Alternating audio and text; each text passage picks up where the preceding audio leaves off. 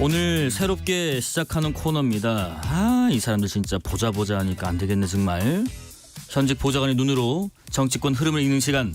송지민 PD의 야심작 보자 하니까 보자 첫 손님으로 국민의힘 김기현 당대표 박진호 특보 그리고 민주당 조응천 의원실 조현욱 보좌관입니다. 안녕하십니까? 네, 안녕하세요. 안녕하세요. 보좌관 두 분을 모시고 얘기를 나눠보는 시간을 오늘부터 가져보려고 합니다. 먼저 두 분 어떤 길을 걸어오셨는지 그리고 자기소개도 짤막하게 청취자분께 부탁드리죠. 먼저 우리 박 특보님 먼저 하실까요? 저는 이제 18대 이제 국회부터 이제 국회의원 비서관 해서 이제 2020년 5월까지 이제 보좌관 생활했고요. 예. 그 이후에는 이제 국민의힘 당무감사 부위원장 윤리위원 그리고 지금은 이제 당대표 특보를 맡고 있습니다. 조금만 마이크 쪽으로 와주시면 좋을 것 같고요. 네, 우리 조 보좌관님. 네, 조현욱입니다.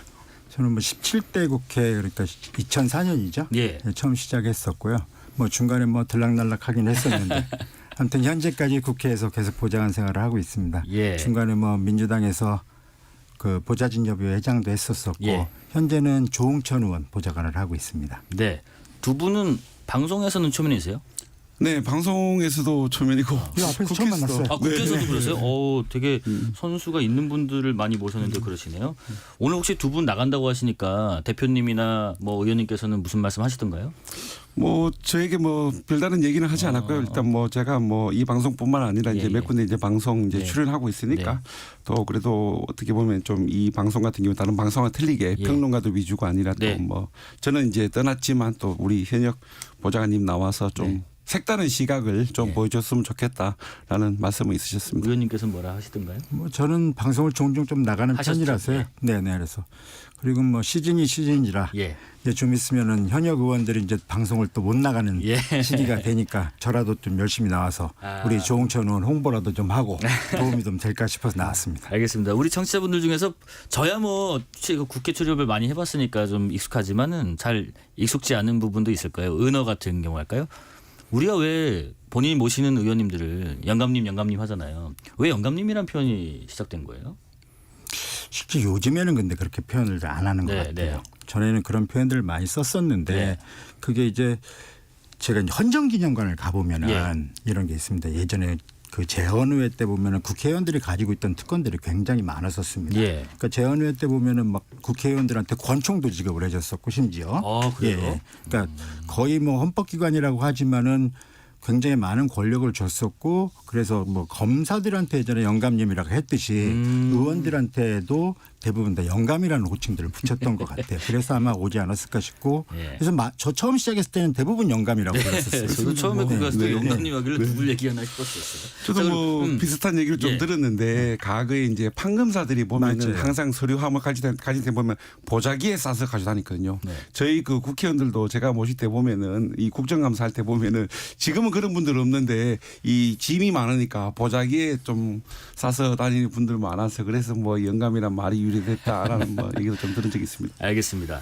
두 분 모셨으니까 국회 소식 관련해서 좀 이어가 보겠습니다. 여야 정쟁 끝에 내년도 예산안 법정 처리 시한은 넘기고 말았고요. 그러면은 특보님 이 이후의 타임라인은 어떻게 돌아가는 거죠? 결국 이제 우리 여야 할 것 없이 어느 당이 여당이었든 야당이었든 이 예산안 처리 법정 시한 넘기는 거는 어제 오늘의 일이 아니고요. 그나마 요즘은 좀 나아진 것이 제가 우리 보좌관님도 계셨을 때 마찬가지지만 우리 선진화법 이전에는 우리 보좌관들 12월 달은 한 달 내내 본관에서 대기하고 그랬습니다. 몸싸움으로 결국 뚫고 그랬는데요. 저는 이제 이런 것이 계속 이렇게 반복되는 거에 있어서는 결국은 이 여야 의원들이 여야 정당이 자기네들의 당리 당략에 따른 정치적 입장을 앞세워서 결국 국민을 볼모로 잡고 있는 거 아니겠습니까? 왜냐하면 예산안 처리가 안 되면 사실상 정부가 마비되는 것인데 또 물론 예산안에 대해서 정당별로 또 정치적 차이는 저는 당연하다고 생각하지만은 그렇지만은 해야 될 일은 해야 된다고 생각하기 때문에 이러한 일이 더 이상 반복되어서는 안 된다는 측면에서는 좀 법률적으로라도 보다 강력한 규정을 좀 새롭게 신설할 필요가 있다고 생각합니다. 조 보좌님 지난해도 뭐 제 기억에는 그 시한 넘겨서 3+3 협의체 넘어갔었는데 방금 말씀도 하셨지만은 왜 매년 이렇게 마감일 넘기는 거예요? 그럴 거면 마감일을 정하지 말든가 아니면 어떻게 하든가 왜 이러는 걸까요? 사실은 좀 구조적인 문제가 예. 있어요. 그러니까 여야 문제를 얘기할 것도 아니고 어느 당의 문제도 아니라는 생각이 들어요. 네. 그러니까 예산을 심의를 하는 게 저희가 이제 일단 국회 권한 문제가 있습니다. 국회 권한이라는 건 예산을 저희가 심의를 할 따르면 예산 편성을 못 합니다. 예. 그러니까 저희는 국회가 할 수 있는 권한은 예산 심의권밖에 없기 때문에 사실은 감액밖에 못 해요. 그러니까 뭐 증액을 하려면 정부의 동의를 받아야 되기 때문에 국회 권한이 되게 작다는 점이 있고 네. 두 번째는 심의 기간이 너무 짧아요. 그러니까 이거는 결국에 정기국회 운영과 관련된 문제인데 국정감사를 끝나고 나서 예산 심의를 들어가요. 예. 국정감사가 10월 한 초반 중순서부터 10월 말에 끝나는데 10월 말 끝나고 11월 초서부터 상임위에서 예비심사를 들어간단 예. 말입니다. 그러면 한 달 만에 예비심사를 끝나고 예결위에서 뭐 정책질이 끝나고 그다음에 소위를 열어가지고 그 큰 예산을 600조가 넘는 예산을 심사를 한다라는 거는 사실은 부실하게 될 수밖에 없죠. 예. 그다음에 또 세 번째 문제인데 이제 구조 자체가 예비 심사를 꼭 거치도록 하는 게 사실은 맞습니다. 예, 그러니까 그렇죠. 상임위에서 심사를 다 해야 되는데 예. 상임 심사도 또 늦어져요. 그러니까 저는 이번에 예결위를 했는데 상임 심사가 11월 중순 말 이때까지 안 끝나거든요. 예. 그러다 보니까 나중에는 뭐 소소위까지 열어서 뭐 어떻게든 해보려고 하는데 맞아요. 그것도 밀실이다 뭐 쪽지다 하고요. 그 구조적 이제 문제를 언급하셔서 제가 좀 첨언을 드리고 싶은 부분이 있으면은 드리자면은 일단 뭐 구조적 문제가 있다는 부분에 대해서는 동의합니다. 그런데 이 국회의원들이 이 제 역할을 안 하고 있다 생각합니다. 왜냐하면은 저희들이 이제 한 집안을 운영하는 데 있어서도 그 집안에 이제 수입이라는 게 제한돼 있고 예. 그러면은 만약에 이번 달에 집행을 하고 내년 달에 이제 다음 달에 이제 집행 계획을 세울 때는 당연히 이번 달에 집행된 내역을 기준으로 해서 이번에는 좀 첫째 생활 뭐 예를 들어서 뭐 학원비가 많이 들어갔다. 그래서 다음 달에는 좀 줄여야 되겠다. 그런데 우리 국회의원들이 이해할 것 없이 크게 간과하고 있는 것 중에 하나가 뭔가 하면 결산의 중요성입니다. 제가 봤을 때는 어떻게 보면 새로운 예산에 대한 심의 확정보다 더 우선적으로 중요한 것이 결산을 제대로 해야 되는 것이고 예. 또 그 결산에 따라서 이제 그 새로운 연도에 대한 예산 심의와 이제 확정이 이루어진다라고 하면은 현 구조의 틀 물론 문제는 있지만은 지금보다는 훨씬 더 개선될 수 있다라고 생각합니다. 우리 박특보님께서 지금 특보 역할을 맡고 계시지만 직접적으로 의원님 보좌를 안 하셔서 그런지 말씀이 과감하시네. 국회의원들이 제 역할을 안 하고 있다. 아마 직접 보좌가 있으면 안 그럴 것 같은데 우리 조 보좌관님 그 민주당이요 8일에 본회의에 쌍특검법 올리려고 했는데 결국 상정하지 않겠다고 했고 양당의 이런 어떤 정쟁으로 예산이나 정책 같은 민생 이슈가 좀 뒷전일 때 이럴 때는 발효할 만한 나름의 뭐 이렇게 좀 묘안 어디에 딱 돌을 딱 두면 좋겠다 이런 게 있을까요? 글쎄 저는 이제 오래 있어 보니까 예. 그런 생각이 드는데 그냥 통과 의례 같은 생각을 오히려 좀 많이 해요. 그래요? 또 올해 또 네, 뭐 네. 이런 식으로요? 그러니까 그렇다고 우리가 어느 한 번도 그럼 예산을 1월 달까지 끌고 간 적은 없어요. 그러니까 뭐 잘 아시겠지만 항상 속보 극적 예. 뭐. 그러니까 1월 달에 항상 보면 저희가 예. 예산을 언제까지 끌고 갔냐면 그전에는 선진화법 이전에는 1월 1일 새벽에 처리했습니다. 예. 1월 1일 새벽에 처리를 하고 의원들은 현충원을 가죠. 지도부는. 예. 현충원을 이제 참배를 하러 가고 예. 이제 보좌관들은 1월 1일에 새벽에 이제 출근을 하는 게 이제 상례였었는데 그러니까 국회가 굉장히 생산성이 없는 것 같아도 왜 해마다 보면 저렇게 바보 같은 짓을 반복하냐 이런 생각이 들어도 하긴 합니다. 일을 네. 꼭 하기는 하고 네. 다만 이제 그 과정에서 뭔가를 항상 지렛대로 삼아서 얻어내려고 노력을 하는 겁니다. 그 과정 자체도 저는 타협의 과정이라고 생각이 들어요. 예. 그러니까 바깥에서 보면은 굉장히 좀 답답하긴 할 겁니다. 예. 실제로 그래서 그 우리가 소세지 같은 걸 만드는 걸 본다면 먹기 되게 힘들 거예요. 국회는 사실 그렇습니다. 과정 자체는 굉장히 좀 지저분할지 몰라도 결과는 나옵니다. 어쨌든 만들어낸다. 우리가 지금 보자 하니까 하는 보좌관의 시선을 보는 코너를 진행하고 있습니다. 총선 얘기도 해보겠습니다. 선거 앞두고 지역구 둘러싼 설전 이어지고 있는데 보좌관들의 시선에서 국회의원에게 지역구란 생명호흡기다, 생명이다, 심장이다, 많잖아요. 우리 이제 흔히 이제 그 복지와 관련된 정책을 이제 단적으로 이제 표현할 때 이제 요람에서 무덤까지라는 많은 표현을 쓰지 않습니까? 예. 국회의원에게 저는 지역구가 요람이자 무덤이라고 저는 생각합니다. 요람이다 무덤이다. 조 보좌장님도 좀 멋있는 말씀 하나 해주세요. 그 참 어려운 숙제예요. 예. 그래 조홍천 의원이 농담으로처럼 하는 얘기가 본인이 이제 다시 삼선 의원이 되면 내고 싶은 법이 있다고 합니다. 그 법 중에 하나가 뭐냐면은 국회의원이 평일에 예. 지역구 활동 금지법을 만들고 싶다 그래요. 평일에 자기 지역구를 가지 말라고요? 네네. 그러니까 국회의원은 기본적으로 예. 이제 국정을 돌보라고 뽑아놨는데 예. 사실은 국회의원들한테 지역구 그리고 보좌진들한테도 지역구가 보면은 굉장히 어려운 숙제입니다. 더군다나 수도권 같은 경우에는 수도 없이 가야 되거든요. 네네. 근데 실제로 그러다 보면은 국회에서 해야 될 일들을 많이 놓치는 경우도 있게 되고. 그래서 지역 보좌관 네. 따로 두시는 분들도 네, 계시잖아요. 그렇게 되죠. 예. 그래서 이제 미국 의회 같은 경우에는 사실은 지역구 활동 기간을 별도로 정해서 회기 중에 아예 지역구 활동 하도록 만들어 돼 있거든요. 그래서 우리도 좀 그런 제도로 갖춰가지고 하는 게 좀 좋지 않을까 그런 생각이 좀 듭니다. 좀 어려운 숙제입니다. 사실 그러네요. 지역구가. 네. 그런 아이디어도 있군요. 같은 지역구에서 어떤 한 의원이 재선하고 3선하고 4선하고 뭐 능력을 인정받으셨으니까 그렇게 되겠지만은 이 정도 되면은 거의 뭐 그 지역구에서는 그립감이 엄청나다는 것 같은데 이러면은 다른 뭐 정치 신인이랄지 다른 의원이랄지 뭐 당협위원장이랄지 이런 분들은 거의 털을 잡을 수 있는 가능성이 적네요. 뭐 아무래도 이제 쉽지 않죠. 그러다 보니까 이제 뭐 공천 기준을 이제 마련하는 데 있어서 정치 신인에 대해서 이제 가점을 주고 또 뭐 이제 선수가 되신 분에 대해서 또 뭐 감점을 주는 이제 그 방안을 고민하는데 저는 그것은 어떻게 보면은 일시적인 그 대책에 불과하다 생각하고 일단 지역에서 어떻게 보면은 이렇게 뭐 능력을 충분히 인정받아서 다선 의원을 이제 하시는 분들은 그 나름대로 성과를 인정받는 것이라 생각하고요. 다만 이 뭐 저는 여야 모두 마찬가지라고 생각합니다. 소위 이제 여당의 텃밭, 야당의 텃밭에 가면은 이 우리가 이제 지방자치를 이제 지향하고 있음에도 불구하고 거기에 있는 시도 의원들에 대한 줄서기가 엄청나거든요. 저는 그런 것부터 확실하게 고리를 끊어줘야 된다고 생각합니다. 예를 들어 가면은 우리 당 같은 경우도 그렇고 민주당도 그렇고 현역 의원이나 그 당협위원장에 대한 당무감사 평가를 실시하지 않습니까? 저는 뭐 시도 의원들에 대해서도 보다 냉정한 당무감사를 평가를 해야 하는 것이 어떻게 보면 그 지역을 장악하고 있는 국회의원 당협위원장들의 소나기로부터 좀 더 자유롭게 만들어줄 수 있는 거고 그러한 분위기가 조성되었을 때는 진짜 제대로 그 지역에서 인정받은 의원들이 뭐 다선 의원이 될 수 있는 길이 열리라고 저는 생각하고 있습니다. 조현욱 부장님께는 이 질문 좀 드려볼게요. 최근에 그런 일이 있었잖아요. 종로를 두고 국민의힘에서 그 최재형 의원이 계신데 하태경 의원께서 나 종로 나가겠다. 나 험지로 가겠다. 그런 얘기를 하면서 굉장히 최재형 의원 쪽에서는 되게 불편한 감정을 드러냈는데 실제로도 같은 당 현역 의원이 있는 지역구에 내가 나가겠다 말하는 거는 보좌관의 시선을 봤을 때도 굉장히 좀 결례가 되는 얘기인가요? 아니면 얼마든지 할 수 있는 도전인 건가요? 그 이례적인 상황이긴 해요. 네. 그러니까 더군다나 이제 그 지역구 의원들끼리 부딪히는 경우는 사실 거의 없거든요. 네네. 그러니까 지역구 의원한테 비례대표 의원이 가서 도전을 하는 경우는 있습니다.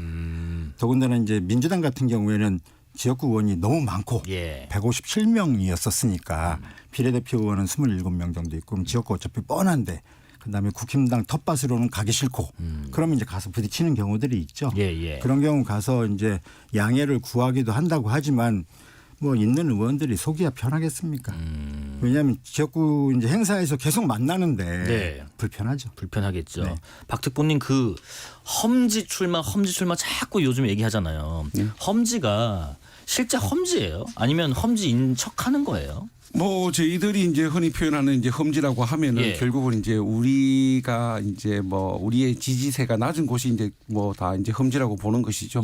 그런데 이제 사실상 험지에서 우리 당에서 제대로 경쟁력을 갖춘 분을 거기다가 이제 뭐 공천을 주겠다라는 걸 봤을 때 저는 좀 뭐 이 다선 의원이라고 해서 험지에 출마하라 이런 부분에 대해서는 좀 한번 좀 잘 생각해 봐야 되는 것이 어쨌든 이 모든 국회의원들은 모든 후보자들은 결국 유권자로부터 선택을 받는 것인데 그러면 과연 그 지역의 유권자들이 반기할 것인가 그걸 환영할 것인가. 그러니까요. 예를 들어서 영남 지역에 다서는 A 의원을 뭐 어디 우리 이제 어떻게 보면 전통적인 그 민주당의 텃밭에 뭐 경기도 어느 지역에 보냈을 때 그 지역에 있는 우리 당을 지지하는 세력들이 그 영남에서 오는 분들을 반기할 것인가. 그런 부분부터 저는 고민의 시작이라고 생각을 합니다. 예. 보좌관님 그 만약에 뭐 조 의원님이라고 칭하지 않을게요. 어떤 한 의원의 보좌관이신데 이번에 늘 가던 그런 따뜻한 거 비교적 그런 곳이 아니라 험지를 가겠다. 어려운 곳에 가겠다. 당을 위해 헌신하겠다.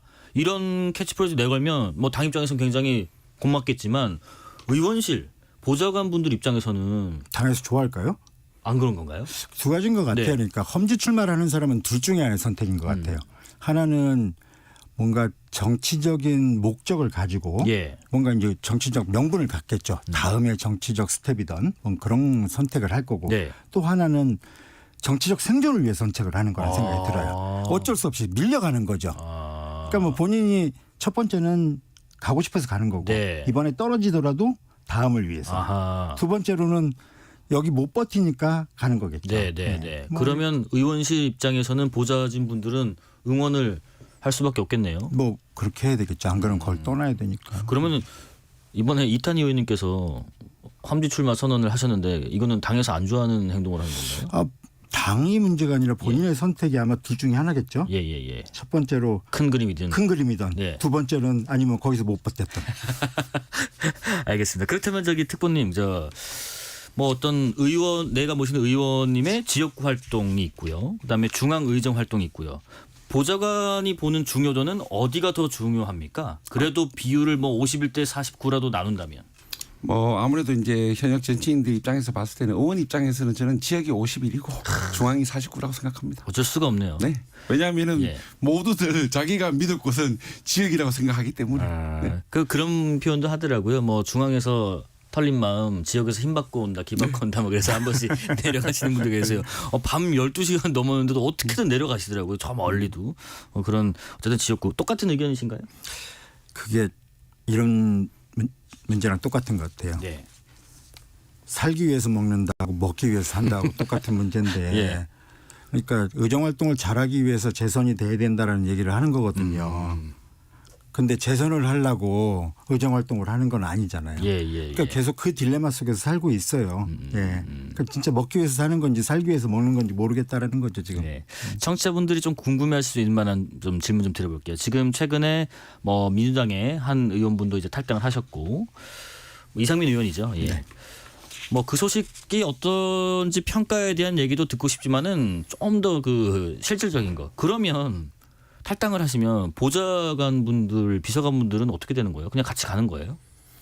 일단 당하고는 상관이 없죠. 예. 그러니까 소속 자체가 의원실이고 예. 사실은 저희 신분 자체는 엄밀히 얘기하면 국회 사무처 소속입니다. 그렇죠. 임용권은 이제 의원이 갖고 있지만은 그 사무처 소속이기 때문에 신분의 변화는 없습니다. 네. 그러니까 지금 뭐 탈당을 하더라도 혹은 뭐 당적을 바꾸더라도 신분의 변화는 없습니다. 다만 이제 의원이 탈당을 했을 때 보좌진들이 탈당을 하냐 마냐는 좀 결정을 할 문제인데 통상 의원이 탈당을 하는 경우에 그 보좌진도 같이 탈당을 하는 경우들이 많습니다. 그렇군요. 그러면은 뭐 알아봐야겠지만 뭐 비슷한 사례가 될 것 같고. 그리고 지금 이낙연 전 대표하고 뭐 갈등 봉합 차원에서 이재명 대표가 이전 대표와의 회동을 뭐 추진하고 있다라는 얘기가 있고요. 뭐 명락 회동. 우리 박 특보님 이루어질 것 같으세요?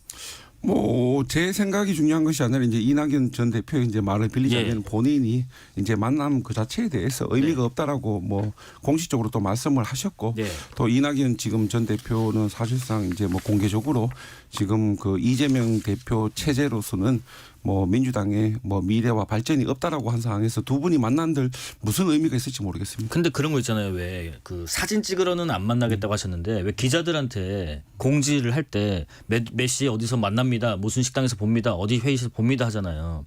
그럼 알아서 만나시면 되지. 우리한테 보여주는 것도 메시지가 되는 거잖아요. 사진 찍으러 만나는 것도 단순한 메시지가 안 되진 않지 않습니까? 그러니까 사진 찍으러 만난다는 얘기는 우리가 화합했습니다. 예. 통합입니다. 함께 갑니다. 뭐 그런 메시지 아니겠어요? 네. 예. 그러니까 지금 단계에서는 우리가 아무 조건 없이 화합한다, 통합한다 이런 얘기는 못한다. 그런 말씀이시겠죠? 만날 것 같으세요? 조건이 달려 있다는 얘기죠. 네. 그러니까 예. 네네. 그 조건이 충족되면이라는 걸 전제 조건 다른 것 같아요. 박특보님 그 오늘 국민의힘 혁신위 조기 해산 수순으로 갔습니다. 뭐 언론에서 많이 좀 예측도 하고 그랬었는데 일단 긴급 오찬으로 윤심이란 것을 확인한 김기현 대표의 판정 승인가 하는 물음표도 듭니다. 혁신위 활동에 대해서 한 줄 평을 한번 내려주시겠어요? 참 저희 당의 일이니까 이 표현이 쉽지 않은데요. 예. 참 그냥 안타까운 상황이요? 네. 아, 네. 그러면 혹시 조 보좌관님께서 한 줄 평 내려주신다면요? 우리도 혁신위를 한번 했었잖아요. 예. 불과 얼마 안 됐었고 예. 두 혁신위를 보면서 느낀 게 저는 공통적인 생각인데 각 당 지도부한테 왔던 압력들이 있었습니다. 네. 근데 그 혁신위가 결국 해냈던 것들은 그 압력을 좀 줄여주는 감압장치 역할밖에 못한 거예요. 그동안에 사실은 혁신위가 처음 떴을 때 국민들이 기대들을 하죠. 네네. 저희도 민주당 혁신위도 기대를 했었고 국민의힘 혁신위도 기대를 했던 거예요. 더군다나 이뉴한 위원장 모셔오고 나가지고 정말 국민들이 많이 기대를 했던 것 같은데 결국 네. 지나고 보니까 아무것도 없었던 거잖아요. 예. 그러니까 그냥 시간만 보냈죠 지금은. 그러니까 그런 생각이 들어요. 그냥 감압장치였다. 정치자분께서 재미있는 질문 주시네. 디아디아님께서 회동할 때 식당은 누가 고르냐고 하시네요. 그야 아무래도 제가 봤을 때는 이재명 대표 측에서 고르지 않을까요? 만약에 만남이 성사된다고 하면. 제 기억에는 늘 분명한 가시던 거는 듯하던데. 예. 돈 내는 사람이 고릅니다. 돈 내는 그래서 사람이. 보통은 돈이 있는 카드가 있는 사람이 고르거든요. 그러니까 아마 이재명 대표하고 이낙연 대표가 만나게 되는 경우엔 현재 당대표 카드가 있는 이재명 대표 쪽에서 고를 겁니다. 자, 저희가 코너 때 자주 뵐 거니까요. 코너 마무리하는 시간 공식 질문 하나 드려보겠습니다. 이번 주 우리 의원님 혹은 우리 당이 하는 한마디 박특보님. 지금 그 백척 간도의 상황에서 네. 졸면 큰일 난다. 그리고 공격이 최선의 방어다. 공격의 대상은 국민이고 방어의 대상은 민주당이라는 말씀을 드리겠습니다. 네, 조 보좌관님. 민주당 가장 큰 숙제는 선거제 당론 결정입니다. 예, 아까 김영진 의원도 나왔다 가셨지만은 예. 지금 민주당 그 문제 빨리 해결하지 않으면 우리 당 어렵습니다. 알겠습니다. 국민의힘 외교분과위원장이자 당대표 특보 겸하고 있는 박진호 특보 그리고 민주당 조응천 의원실 조현욱 보좌관과 함께 보자 하니까 한번 해봤습니다. 고맙습니다. 감사합니다. 네, 고맙습니다. 장기허 얼굴들의 노래로 마무리하겠습니다. 내 사랑의 노련한